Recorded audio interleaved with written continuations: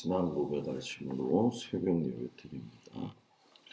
전능하사 천지를 만드신 하나님 아버지를 내가 믿사오며 그 외아들 우리 주 예수 그리스도를 믿사오니 이는 성령으로 잉태하사 동정녀 마리아에게 나시고 본디오 빌라도에게 고난을 받으사 십자가에 못 박혀 죽으시고 장사한 지 사흘 만에 죽은 자 가운데서 다시 살아나시며 하늘에 오르사 전능하신 하나님 우편에 앉아 계시다가 저리로서 산 자와 죽은 자를 심판하러 오시리라.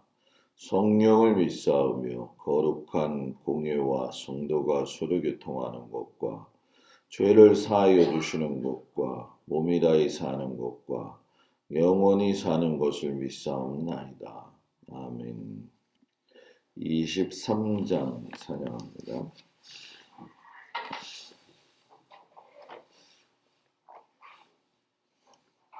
23장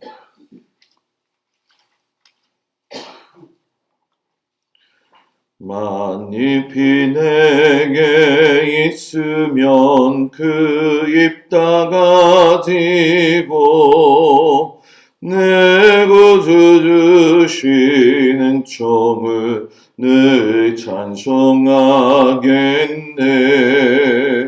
내 은혜로신 하나님 날 도와주시고 그 크신 영광 널리 펴 다 알게 하소서. 내 주의 귀한 이름이 날 위로하시고 이기의 음악 같으니 참 희락되도다.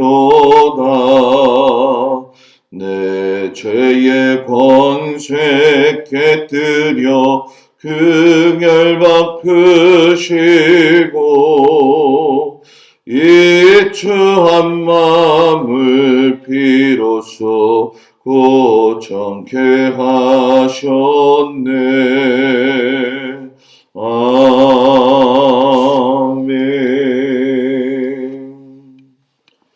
욥기 40장 6절에서 24절까지 말씀 보도록 합니다.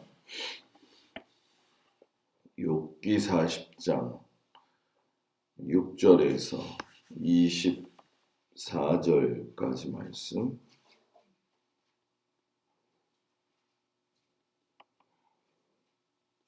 욥기 40장 6절에서 24절 말씀을 교독합니다.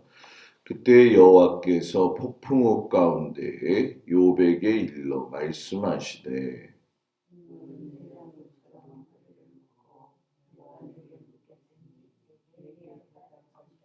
내가 내 공의를 부인하려느냐 내 의를 세우려고 나를 악하다 하겠느냐.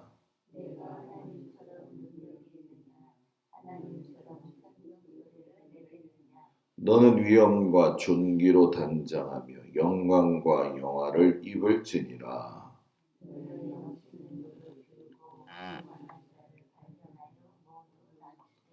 모든 교만한 자를 발견하여 낮아지게 하며 악인을 그들의 처소에서 짓밟을지니라.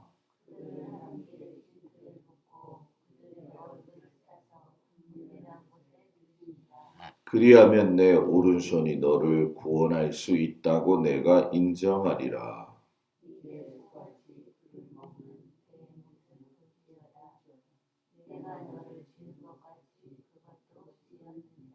그것의 힘은 허리에 있고 그 뚝심은 배의 힘줄에 있고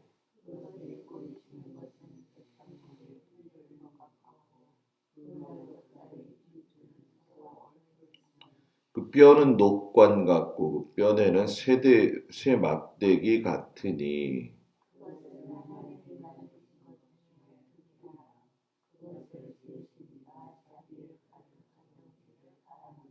모든 들짐승들이 뛰노는 산은 그곳을 위하여 먹이를 내느니라.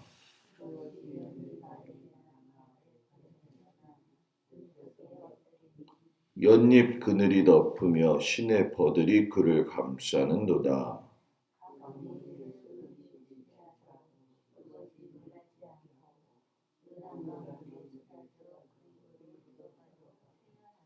그것이 눈을 뜨고 있을 때 누가 능히 잡을 수 있겠으며 갈고리로 그것의 코를 꿰 수 있겠느냐.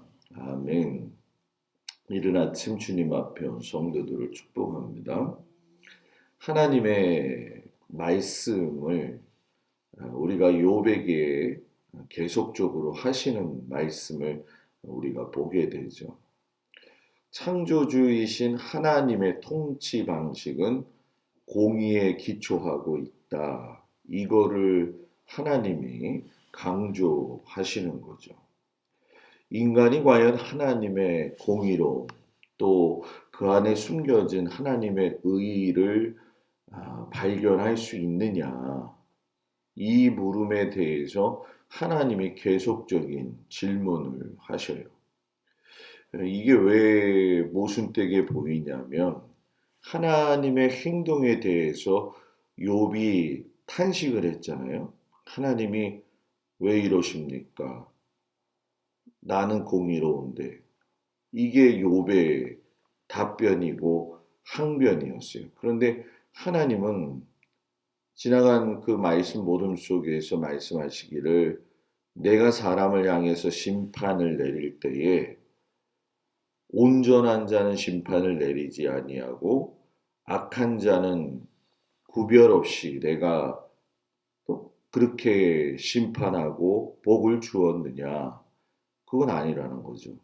악한 자도 햇빛을 받고 또 의로운 자도 비를 맞고 그런 것과 같다는 얘기죠.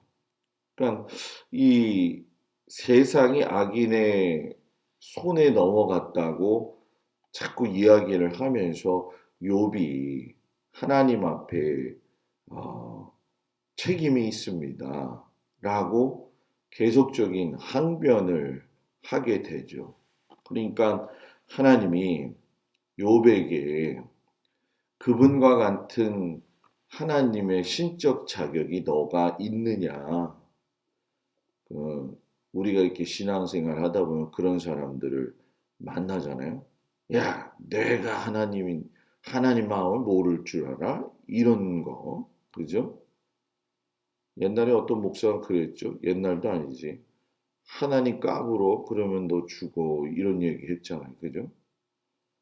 이거 뭐 황당무계한 얘기죠. 뭘 근거로 그렇게 얘기를 했는지 정신이 잠깐 난감한 건지 여하튼 욥도 그런 마음이었어요. 하나님 이 모든 일들의 책임은 하나님에게 있습니다. 그러니까 하나님이 야 그럼 너가 나와 같은 신적인 능력이 자격이 있느냐 하면서 구절에 가서 내가 하나님처럼 능력이 있느냐? 하나님처럼 천둥 소리를 내겠느냐? 이렇게 이야기를 하셔요. 하나님은 언제나 공의로우신 분이잖아요. 공평하신 분이고. 근데 반대로 우리 사람은 그렇게 완전하지 못한 존재라는 건 아마 너무 잘 알고 있는 우리들 스스로의 모습이라고 저는 생각을 해요.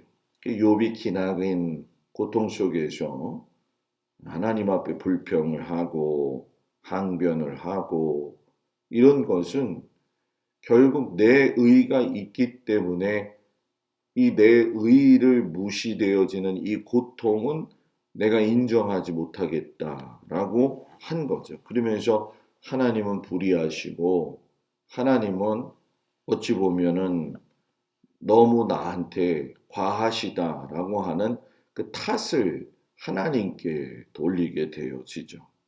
그러나 이제 오늘 말씀을 쭉 보시면 아시겠지만 앞으로도 욥이 이 사실을 크게 깨닫고 불의함에 대한 걸 인정하죠. 아, 내가 스스로 나를 위험 있다 했고 스스로 나를 존귀와 영광과 영화가 있는 존재로 단장하면서 다른 사람의 교만의 문제에 대해서는 그것을 내가 대치되는 것처럼 이야기했구나. 이게 하나님의 주권에 대한 나의 도전이었구나 하는 것을 이제 알게 되어진 거죠. 사람은 하나님 앞에서 자신의 불의와 자신의 죄를 자복하고 은혜를 구할 때에야 비로소 의롭다고 인정을 받을 수 있다는 거죠. 하나님은 성도가 우리가 다 이해할 수 없을지라도 완전한 공의를 가지고 통치하시는 분임을 우리에게 말씀을 하고 계시는 거죠. 그 언급을 우리가 이제 듣지 못했던 베헤못이라고 하는 동물을 들어서 하나님이 이야기를 하시죠. 뭐 이리오야단이라고 하는 동물도 이야기가 나오지만 이 베헤못은 베헤마 해가지고서는 짐승이라는 복수형의 표현이에요. 그래서 거대한 짐승 또는 원시동물 이렇게 이야기를 하는데 과거에는 여러분 실제로 이런 동물들이 많았잖아요.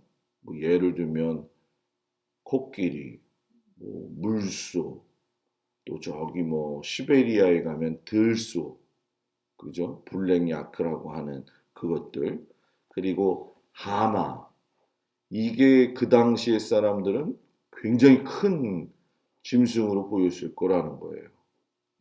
하나님이 그런 베헤못들을 이야기하시면서 야, 저 베헤못이 너희들 보기에 아무리 강한다 할지라도 그것도 나의 뭐예요?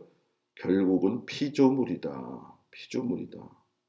특별한 힘이 있고 능력이 있어서 하나님이 만드신 것 중에 으뜸이라고 하는 평가를 받지만은 어떤 환경에서도 의연하게 다 모든 것들을 제어할 수 있다고 생각하는 그 베헤못도 결국은 하나님은 다스리시고 제어하시고 만드신 창조주이시라는 거죠.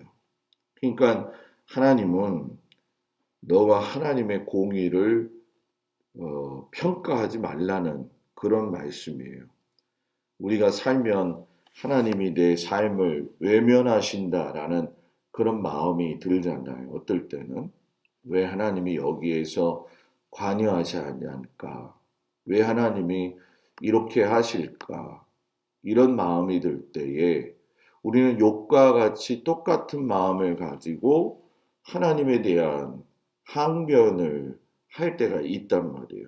그런데 하나님은 오늘도 말씀하시는 건 너가 너의 손으로 너를 구원할 수가 없다라는 얘기예요. 내가 너를 구원할 수 있고 나를 붙잡고 살아야 된다. 올 한 해도 하나님을 우리가 붙잡고 살았으니 내년에도 하나님을 붙잡고 살아가는 우리 모두가 되기를 주의 이름으로 축복을 드립니다. 기도하겠습니다. 하나님, 우리가 우리의 사정을 하나님이 알아주시지 않는 것 같은 때가 있습니다. 그 순간에라도 행여 하나님을 원망하지 말게 하시고 하나님의 공의를 인정하며 하나님이 함께 하신다는 그 믿음을 가질 수 있는 은혜를 허락하여 주시옵소서. 우리들의 손이 우리를 구원할 수 없음을 깨닫게 하시고 유일무이하신 주님만을 붙잡고 의지하며 살 수 있는 은혜를 허락하여 주시옵소서. 오늘 하루도 날씨가 춥습니다. 모든 성도들을 주님 붙들어 주시옵시고 주의 은혜와 주의 사랑으로 품어 주시옵소서. 일터와 또한 가정과 또한 환경과 자녀들을 주님 날마다 눈동자와 같이 지켜주시기를 축복하면서 예수님의 이름으로 기도드렸습니다. 아멘.